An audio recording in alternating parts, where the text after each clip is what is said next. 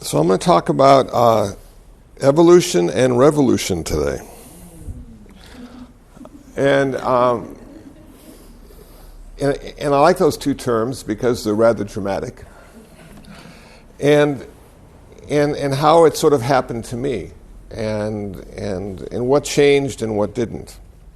So the Zen people say, in the beginning of your practice, there's the mountains and the trees and the river.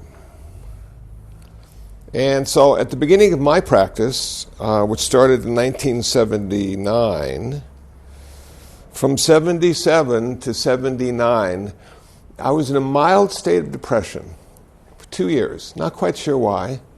Everything was supposed to be really good. I had worked my way up from a part-time salesman to a manager of a retail store, which tended to do the most business. And in 76, I got the biggest bonus of all the other managers, which made me feel like really good.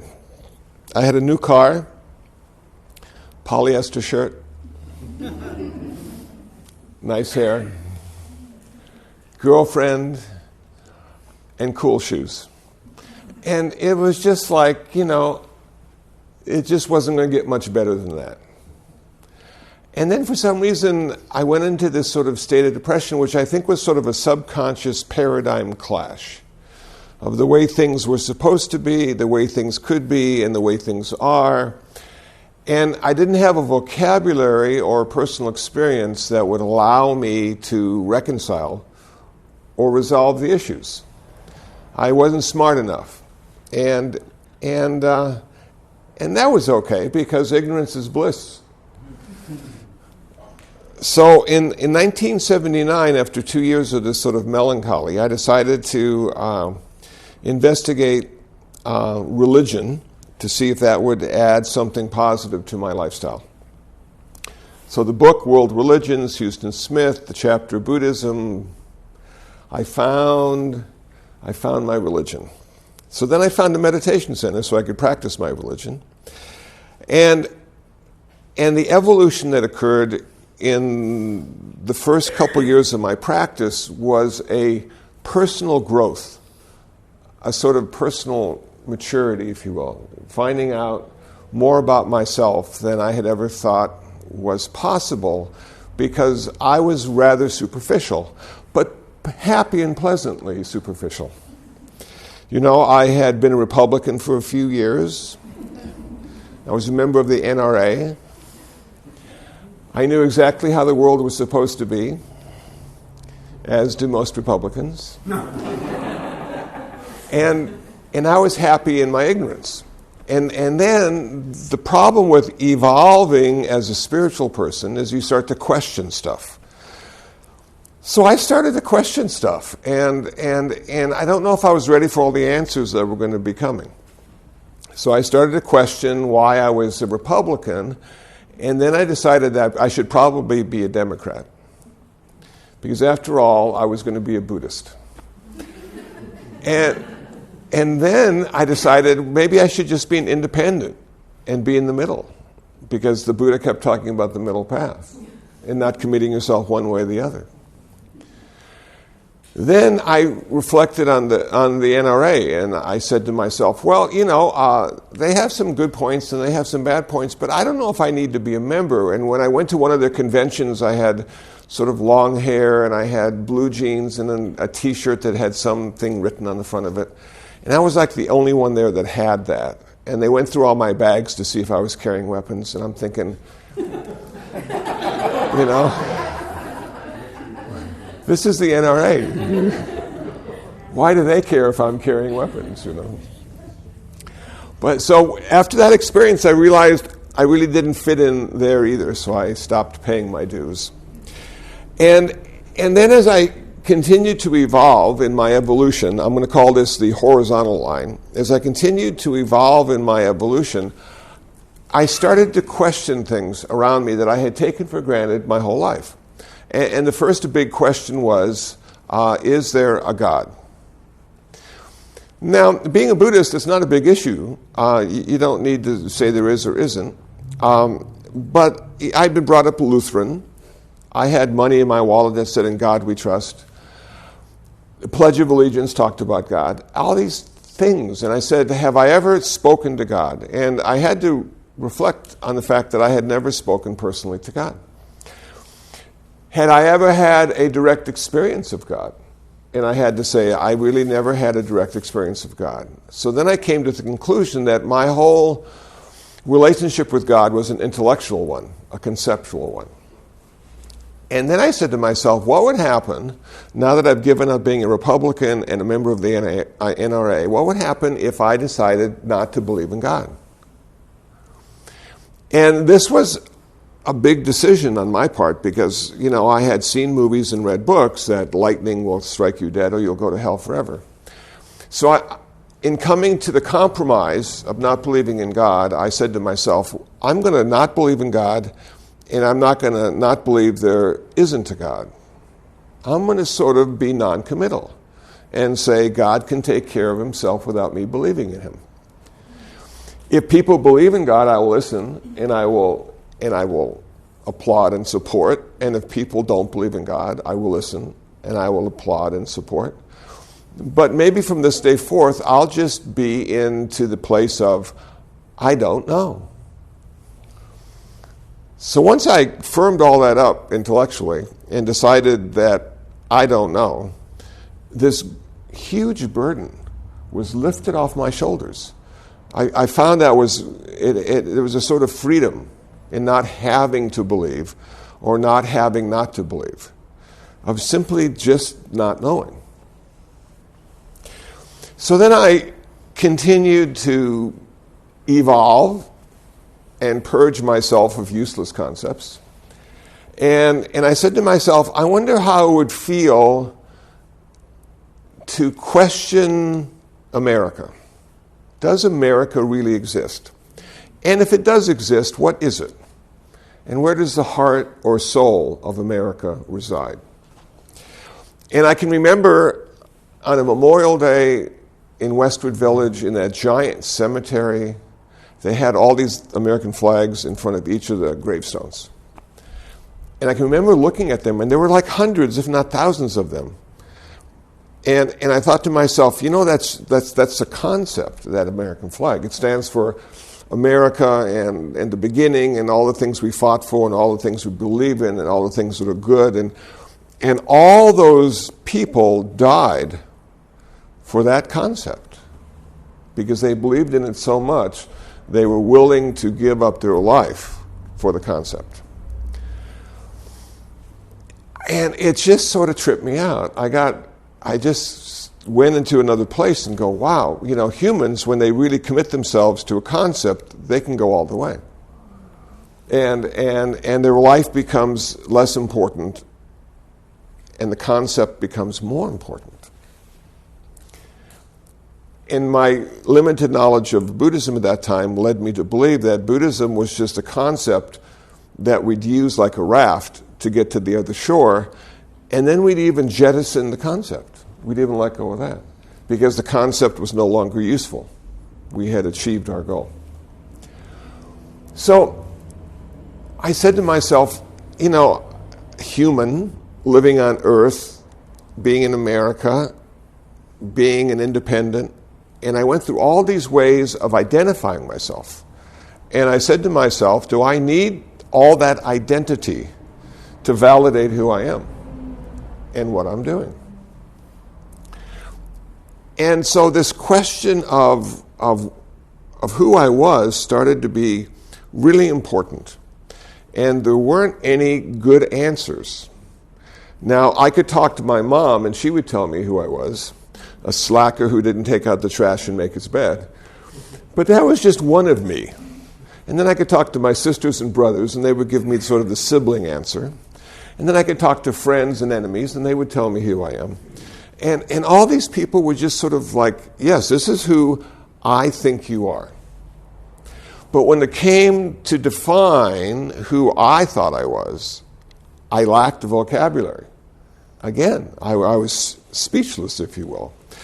But my evolution continued in spite of all these non-answers. I just kept getting deeper and deeper, and my little limited universe kept getting bigger and bigger and bigger.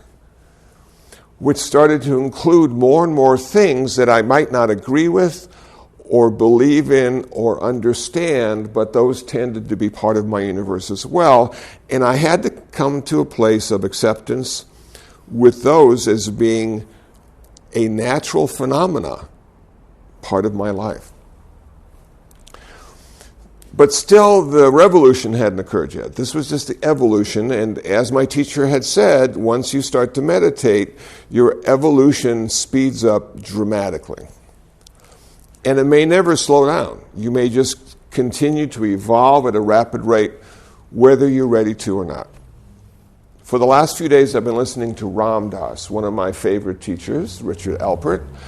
This is an audio book of his talks that he gave in 1996, I believe, when he was 65. He's talking about aging and maturity. And he, before his stroke, was the best storyteller of any spiritual teacher and always used himself as an example. And was not always successful in what he was doing or trying to do. And so one of my favorite stories about evolution and revolution was when he was back in the early 70s up in the San Francisco area, and he was giving a talk. And his audience was pretty much comprised of 20 to 25-year-olds, rather hairy with white clothes. And he was sitting on his chair, and he was talking, and right in front row was this lady of about 70 who wore very professional lace-up shoes in black and a straw hat with fake fruit. And she was listening to Ram Dass talk about his psychedelic experiences, and for some reason, she kept nodding yes. Now, Ram Dass evaluated this woman as having never taken anything maybe stronger than sherry in her whole life, and yet somehow she understood the complexities of the evolution of consciousness as evolving through psychedelic use. So he decided to see if he could get her to nod no, and he kept talking about even more esoteric experiences that he had, and she was right there with him all the way.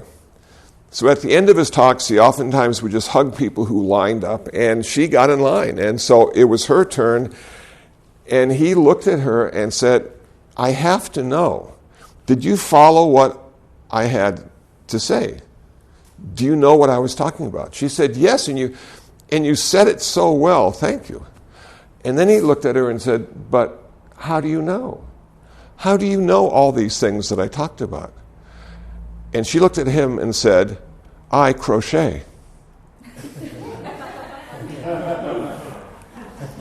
Which is like the perfect answer.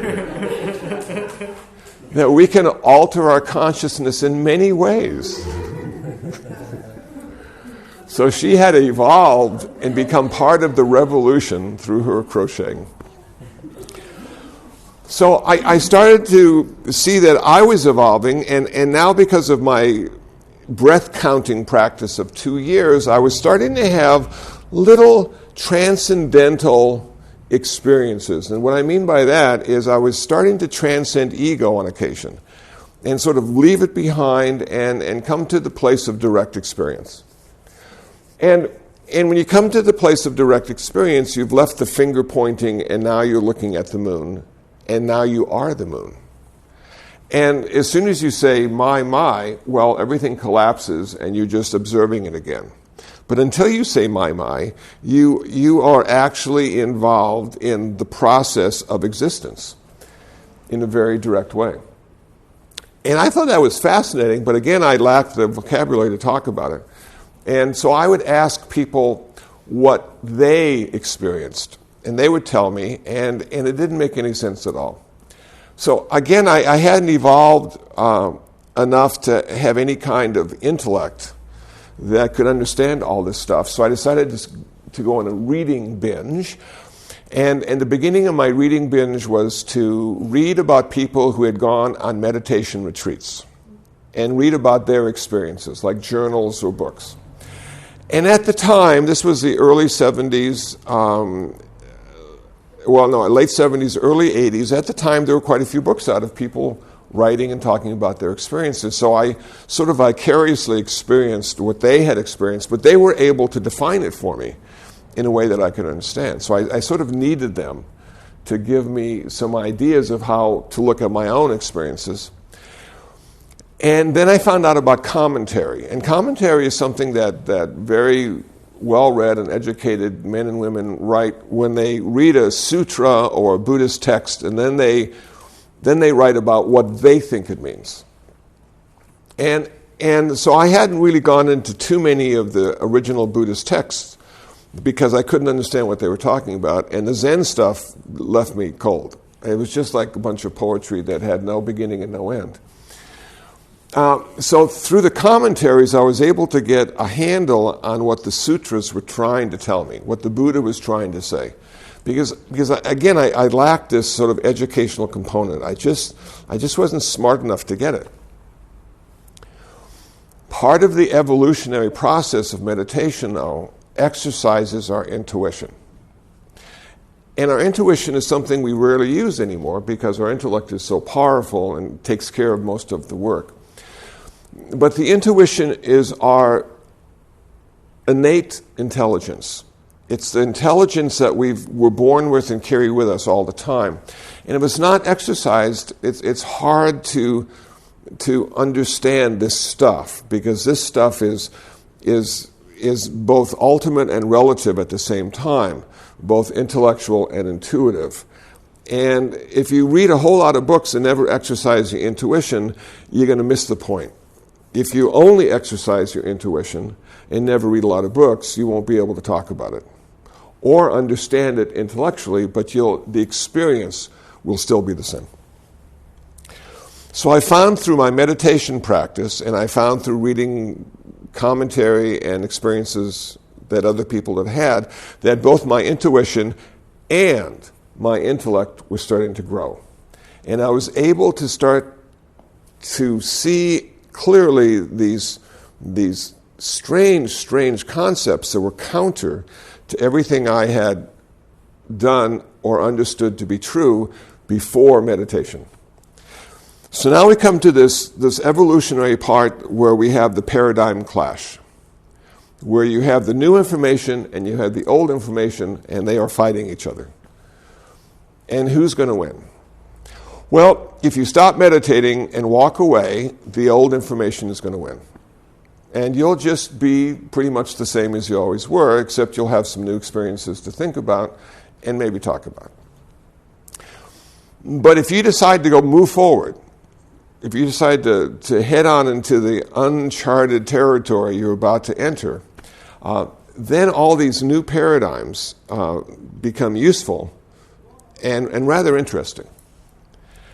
One point to keep in mind is that you will lose friends and family if you decide to leave and go off into the new future, because friends and family aren't going to go with you, and they're going to think you're a bit odd, and some of them may think you are now taken over by the devil. So they're going to want to do an intervention and an exorcism on you. And you'll say, no, everything just exists the same as it did before, except differently. But they won't get that either. And so I had either the courage or the insanity or the foolishness of saying, okay, I'm going to see where this leads me.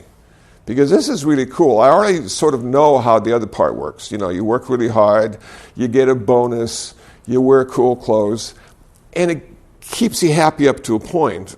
But then you always come to the place where the happiness isn't there anymore. So I kept going, and now the revolution began, where I was questioning everything and wondering how I had ever believed all the stuff I had believed before. And one of the most insidious stories was one that I got when I was in grade school. And it was George Washington. And it was an example of telling the truth. He cut down the cherry tree, and they asked him, did you cut down the cherry tree? And he said, yes, I cannot tell a lie. I cut down the cherry tree. And then I was reading that was a lie, that he never cut down the cherry tree. that they made it up to give an example of truth.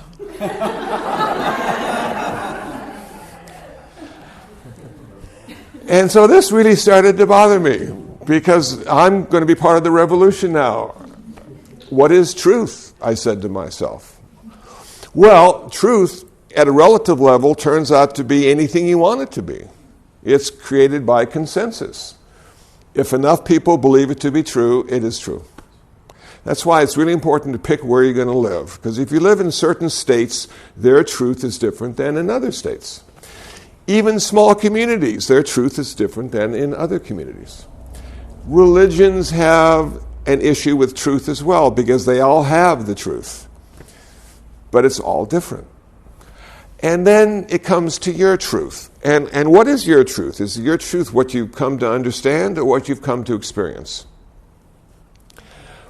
I find what experience does, it gives you confidence.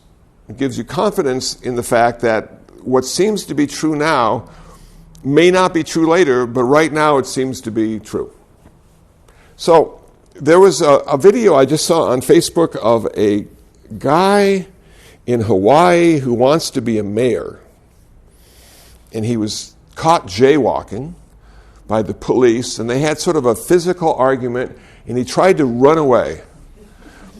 And they tased him, and he flopped on the ground, and then they handcuffed him. And I'm thinking his truth is just a little messed up.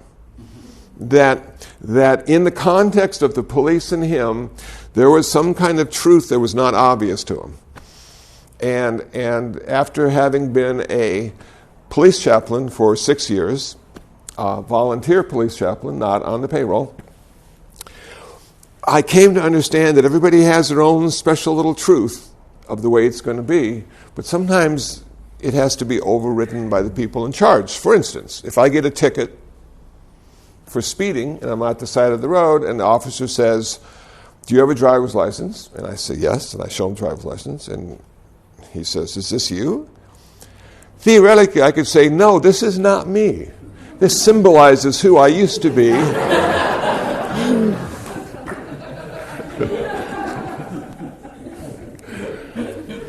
But I don't know if that truth is going to get me very far.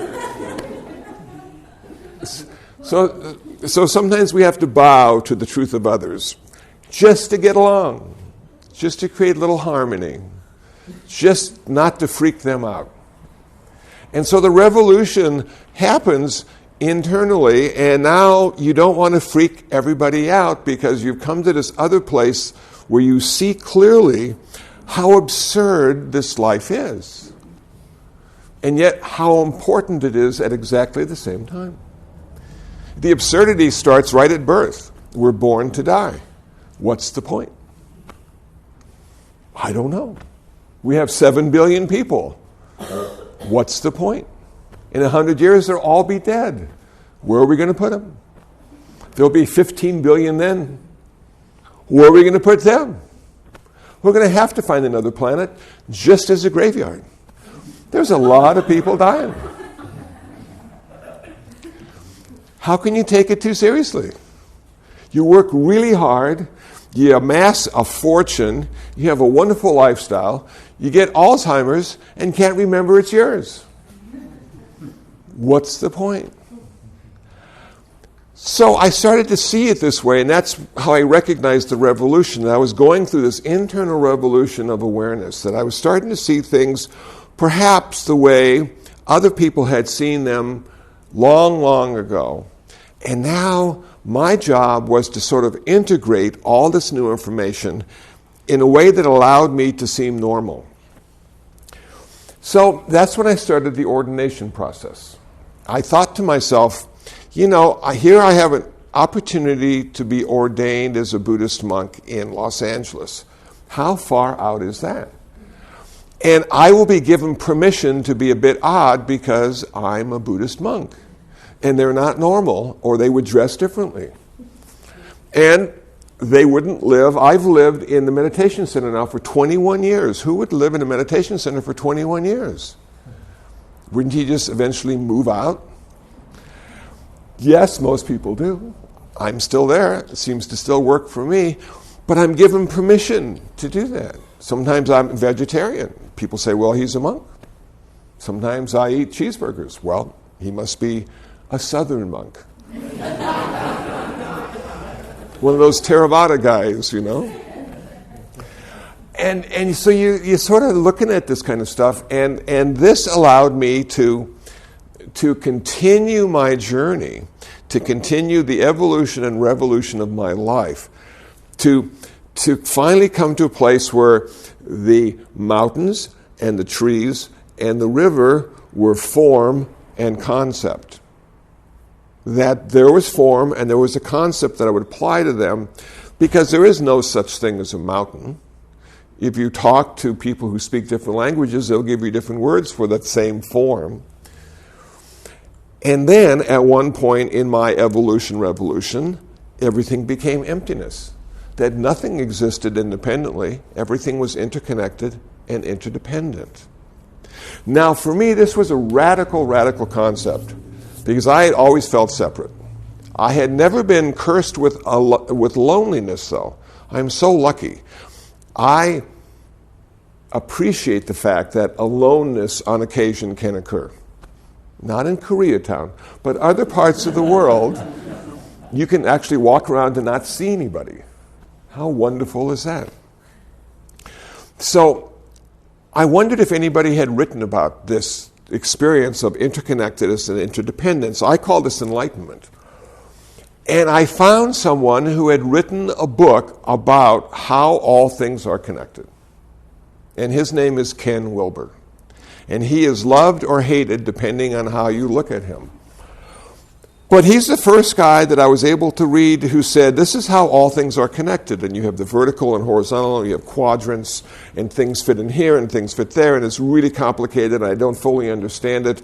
But I'm assuming he does, and it's a wonderful model and paradigm of how all things are interconnected and interdependent. But in the direct experience of that, you have no intellectual model necessary. It's simply opening your heart to the fact that you and everything are connected. Not the same, not one. Those are Christians that say that. The Buddhists would say interconnected, interdependent, unity, community. Those are really important words, I think. Not uniformity. And so as I read Ken Wilber, trying to understand what he was talking about, understanding some of it, I started to get this intellectual model now that went along with some of my meditation experiences of the interconnection and interdependence. I continued to meditate, I continued to evolve, I continued to participate in the revolution of my consciousness. And all of a sudden, all those mountains and streams and trees that were empty became mountains and trees and streams again. That you end up where you start. It might have been Aldous Huxley who said, I finally came to the fact that I was a fool. And just before I died, I realized I had never gone any further than simply being a fool. Now, in between the first fool and the last fool, there's sort of a lot of evolution and revolution and understanding. But do we really change that dramatically as humans? If we have all these experiences, do we really start to take on different shapes and forms and mind states? Maybe mind states. Maybe we do all the same stuff we did before, but we do it in a different way, which may or may not be obvious to people who are observing us. Maybe what we've done in some remarkable way has changed the way we relate to everything. That we've created entirely new forms of relationship with all the things that are in our life. And so, as Ram Dass would talk about, he says he's still neurotic, but now he sort of greets them and invites them in to see how they're doing. And so he created a different relationship with his neuroses. I was able to create a different relationship with my mother by being her son again, and not being a rebel or a nonconformist or not liking what she did because she was the old way and I wanted the new way. it was just so comfortable to go back in and meet her expectations. But in order to meet her expectations, I had to be less of who I needed to be, which turned out to be maturity. Ram Dass talks about being somebody and then evolving into being nobody.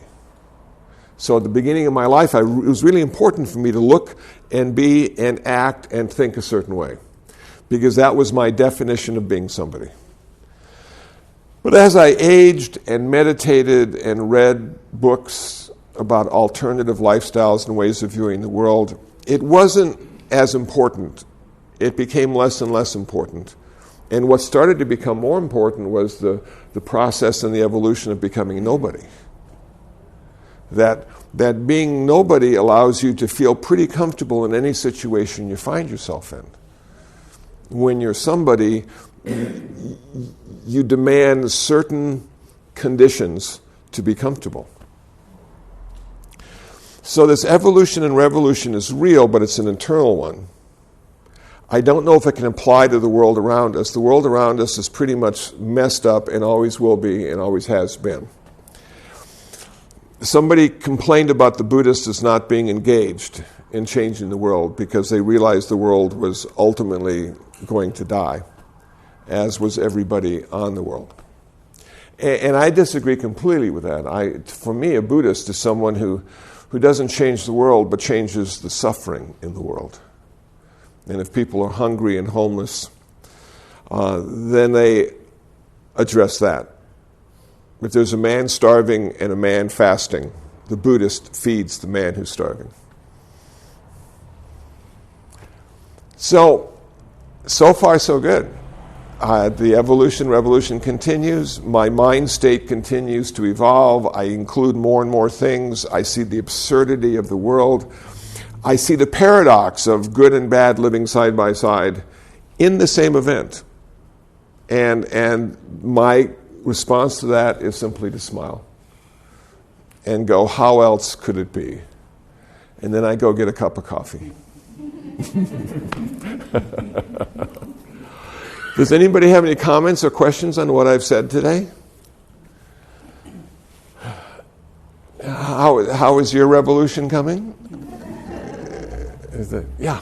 I think listening to you talk about it today, I think I realized when I was a child that the interconnectedness, not just of every person, but me and every star and atom and everything in the universe, and that everything I've learned since has confused the heck out of me. And just in my practice in the last couple of years, I started to get back in touch with that, and doing relatives that are dying, sitting with them while they're dying, realizing that that's what I'm going back to. It seems that human life is has kind of pulled me apart from that interconnectedness. Mm-hmm. And so being with people who are dying and getting back in touch with that interconnectedness made me feel that when I die, maybe I will finally realize that interconnectedness. Yeah, because it's no. been confusing being a human being. Perhaps. You're right on in the beginning where we really are interconnected and interdependent. There's no difference between us and everything else. And in order for us to survive, we have to be made separate. And so all of a sudden we recognize we have a hand that's really separate from us, and we can use it to manipulate the world, and we have feet. And then all of a sudden Mom shows up. And Mom wasn't there in the beginning. It was just the universe would feed you when you were hungry. And now Mom's feeding you when you're hungry. So slowly but surely, we evolve and separate from the world around us. And some people think, well, I want to go back to that sort of primordial innocence because it was so wonderful and gratifying. But we can't go back. The only way we can ever experience it again is to transcend our separateness and find the unity or the interconnection. So it's not a descending, but it's a transcending. And the spiritual path of meditation practice does allow us to transcend and reconnect in a very experiential way, direct experience without having to go through intellect And wow. And you're right. Now, then you say, well, wouldn't it be cool if we could die experiencing the interconnectedness and interdependence? And everybody is going to die in their own special, unique way. And some people are going to kick and scream and say it's too soon to go. I was talking yesterday at Leisure World, and I said, there's still a few things I want to do before I go. So one guy says, what do you want to do? I said, well, I want to feed the cats, and then I went through a whole list of just dumb stuff. And I said, nothing really important. I don't have a bucket list. I just feed the cats. It'd be nice to read that last book just before you die. I don't know what good that would be, but, and maybe see, Lucy, the new movie that just came out. So nothing special, and then just die. So I'm really lucky that all the desires to do and be have sort of diminished a bit, either through age or practice, and life is just fine the way it is. If you're hungry, you eat. If you're thirsty, you drink. Tired, you nap. So cool. Thank you for that. That was good. Yeah, that's good. Richard. You said something about Buddhists not being engaged. Yes. And I wanted to ask you if you could talk a little bit more about that, because I have a friend. None of my friends meditate. I think it's just something peculiar that I do. And I gave a book on kind of like a Buddhist 101 to a really good friend of mine. And she said she thought it was a bunch of rubbish. So the way to be happy is to get rid of craving and aversion. So if I don't want anything, then I have no motivation and everything's perfect. So how do you reconcile acceptance and craving and aversion with still being engaged in motivating and not being like a Buddhist doormat? Yeah, this is really good. It's like, we have this desire to achieve nirvana. And this desire leads us to all the conditions necessary in our practice to finally come to that place of nirvana. But as long as we still desire nirvana, it will never happen. So that's like the last desire to go. Hopefully it'll self-destruct, but we don't know. So how do you live in a world where you're not supposed to have craving and desire and get anything done at all? I think at the relative level, we just have to see that it's one of the conditions of our human experience, that our desires and cravings lead us in certain directions, oftentimes satisfied temporarily by what we've come to conclude is what we need. If I'm hungry, if I eat, then I won't have the hunger for a while. And so the desire to eat makes perfect sense. It also keeps you alive, which is really good too. So it's a good desire to have, because being alive allows you to come to the Dharma, practice it, and achieve nirvana once the last desire for nirvana goes away. The desire to help people is an interesting one, because sometimes we help people because it's the right thing to do. But in Buddhism, it doesn't work, because we don't have a right and wrong in Buddhism. Buddhism has skillful and unskillful, more suffering and less suffering. So we lack a divine lawgiver to tell us what is right and what is wrong. For me, if someone is suffering, that's the key, because Buddhism only talks about why we suffer and how to end suffering. And so if someone is suffering from no matter what, the Buddhist response to that should be, how can I help?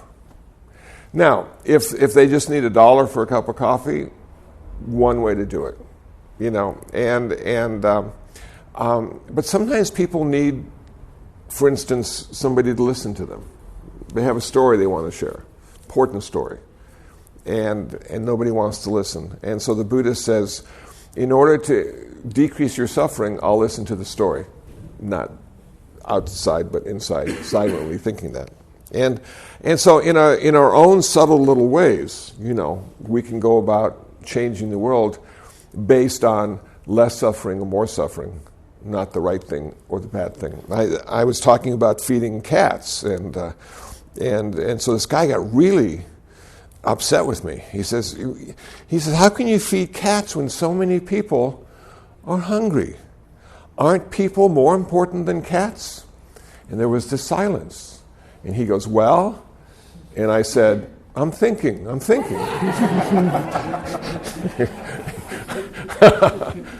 It's an old Jack Benny line, but I needed the change. It's just like, yeah. So we all pick our stuff. Somebody's feeding the humans, somebody's feeding the cats, somebody's feeding the dogs, and we all pick our stuff. And collectively, we make a difference. For one person to make a difference, they probably have to live 1,000 years. It takes a long time to make a difference. But you get 1,000 people together, they can make a difference. Is the difference forever? The difference is very temporary. Will they be hungry again if you don't teach them to fish? Yeah. Even if you do teach them to fish, the drought might come, and the water might go away. So it's just how can I help people suffer less now? And then we walk away. We don't say I failed. We don't say I succeeded. We don't say I'm right or wrong. We show up, we do what we can, and then we leave. That's my technique and my philosophy. But you're not going to convince anybody that meditation is a good thing to do, because it's too difficult and too boring. And it's for the rest of your life. It's not like they're going to meditate for 2 weeks and everything will be different. Like this woman in particular, she's telling me about her kids. I'm going, oh, you should really meditate. It would just help you so much. But you can't. You just have to step back. Right? Yeah. I think with kids it probably wouldn't help. Well, not they meditate. I'm kidding. No, I know. There's no help. Right? Even with her, I don't think. Kids are kids, Yeah, thank you. Thank you. Yeah. You said something, you made a statement kind of probably maybe about a quarter of the way in your talk about you have reached a point through meditation where you transcend the ego. Reach a point, you're speaking a little softly for my ears. I'm sorry. You said something about transcending, you reached a point where you can transcend the ego and Yes. you're able to see other things. And, when you said that, I felt this kind of like, oh, wouldn't that be wonderful to achieve? Because to me, it feels like a trap, my own ego feels like a trap a lot of the times. And I find I can get out of it occasionally, Yeah. but then I fall back into it, I get back in there. And I don't know, maybe I'd like to find out if there's a way to kind of kickstart that, where you just kind of are able to move beyond that ego and stay in a better place for at least a longer period of time. I seem to be able to do that. Yeah, I number one, it's not a wonderful place. This transcendence. Why is that the case? Because there's nothing there to evaluate it. It's just a place. Ego would determine if it's good or bad. But if you transcend ego, then it's just a place. Okay. Would it be nice to live there? No. It wouldn't be nice to live there because you wouldn't get anything done. And we are stuck on this earth with this body that needs constant maintenance. And there are many things to do to keep ourselves alive. So we can take time out. We have 20 minutes in the morning, 20 minutes in the evening. It's nice to experience or get close to these transcendental states, these transcendent states, but they're not useful necessarily on earth. What they're useful for is the option. Now you know there's more to life than news, weather, and sports. You've seen the possibility. You've seen that we were given much more than we think we have. And yet we don't know how to access it. When we do access it for any period of time, what happens, generally speaking, is you become more intuitive and more heartfelt about the things that you are experiencing, which will not make your life better. It will simply give you more things to do in your life when you see people who are uncomfortable or unsatisfied or who are suffering. And now because you've sort of opened yourself up to the possibilities of alternative states of consciousness and ways of being, you have given up some of the limitations that allow you to turn away from it and say, it doesn't matter, it's not me. Now it's always matters, and now it's always you. So it a blessing in disguise, but it's not something we can live very long. In Buddhism, what they say, you get these deep states of jhana, which are concentrated states, transcendent states. You can only live in those states up to 7 days. If you stay any longer, you will die. So it leads me to believe that the main state would be this state. And that's where the evolution comes in. We evolve through our meditation practice and the Dharma to become mature, accepting human beings. And we have these little transcendence experiences to allow us to experience the options that are available to us. So we never get caught in the same way we did before. When somebody says, this is how it has to be, you know at this point that it's not the way it has to be. It's what you've decided it should be. That kind of thing. Is that at all helpful? Yes. Thank you. That's good. Thanks. My neck got stiff. It's this relative reality, you see? Nothing but pain and suffering. Yes? First off, I've heard about you as a crazy cat lady, and I applaud you for that. I'm sorry. You're the one who feeds all the cats, right? Oh, yes. You're the crazy cat lady I've heard about. So Yeah. I appreciate that you do that. Yes. But my question is... I wish they did. Yeah, they're cats, exactly. At what point does the vulnerability turn into wisdom in a way that, like I think it was Julian that said maybe about being, or somebody said something about being a doormat, Buddhist doormat, that you give and you try to let people in, Mm-hmm. open, and at some point you just feel raw. Mm-hmm. At what point is it, do you realize in your practice that, I can just, because there's something, because with all the meditation and all, I'm so sensitive to everything. Mm-hmm. And I keep getting hurt. Yes. So I don't know if that's going to make me stronger in the end, or if I get numb to it, or what happens. Or you'll turn postal. And take everybody out. Yes, really a good point. And that's one of the side effects of meditation, is that you become sensitive and raw. And even the small things turn out to be the big things. I'm fond of telling this story of years ago, Zen Center of Los Angeles had a retreat, and we were going to have a Buddhist Peace Fellowship meeting after the retreat. I was not on the retreat.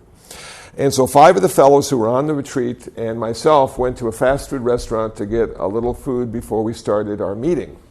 And standing in line were these 5 guys looking at the menu, and none of them could decide what they wanted because they saw the cause and consequence of every decision they were about to make. And myself, on the other hand, didn't see any of that and just ordered. And they were still contemplating by the time I got my food. So one of the downsides of this stuff is we become aware of so much more, and we feel so many more things.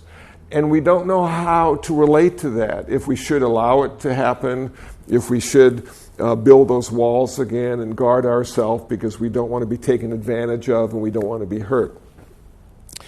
The Vipassana people would say, who gets hurt? Who are you really? Who's the person that feels this? You see? And then you would say, I wonder who feels this. If I'm simply a process, or the 5 skandhas, or mind and body, or the 32 parts of the body, if I'm all these things that are in process and changing all the time, who is it that feels hurt? Well, it turns out it's the ego. It's the ego because the ego is starting to lose its hold, its mastery over you. And it won't go quietly or easily. It will fight you every inch of the way. So you have to be very compassionate with yourself, very kind with yourself, assuring the ego that you're not going to get rid of her. She's an important part of your life, always has been and always will be. You need her to be there so you can continue to exist. But now, in your dialogue with your ego, you say, you've been master for a long time. I'd rather you just be one of the tools I use to exist in the world and experience it in a skillful way. Do you think we could work something out? You know, as you're talking to your ego and self. And sooner or later, the ego feels more and more comfortable because it realizes you're not trying to kill it. You're simply trying to modify the way you use it and relate to it. But it takes time, and it's very abstract what I just said. But at the end of this, you know, turmoil or these issues, you'll find resolution. It'll be fine, and you'll still have an ego. It'll still do its job. But now, what you'll have that you didn't before is a choice. You will choose to either agree with the ego or not. Should I be more generous or less generous? And then you choose. Well, why should I be generous at all? And the Vipassana person might say, because I have far too much greed. And the more generosity I practice, the less greed I'll have. It has nothing to do with the people I'm either tipping or giving money to. It's always about me, and the ego goes, yes, it is. So it's an interesting battle, and everyone who's started this path has gone there. And sometimes you feel like you're going insane, you know. So instead of going to that 4-day meditation retreat, go to the spa. Let them massage you with hot rocks and oil, you know, and just take a break. This is hard work. And we get to places where we think we're going nuts or want to take somebody out, and then the next day everything is fine. Yeah. Thanks for sharing that. Yeah. That's good. Good. Okay, well, we've come to the end of another talk. Thank you so much for showing up. And I think we need a little loving-kindness meditation so we can take it with us into the streets of Los Angeles.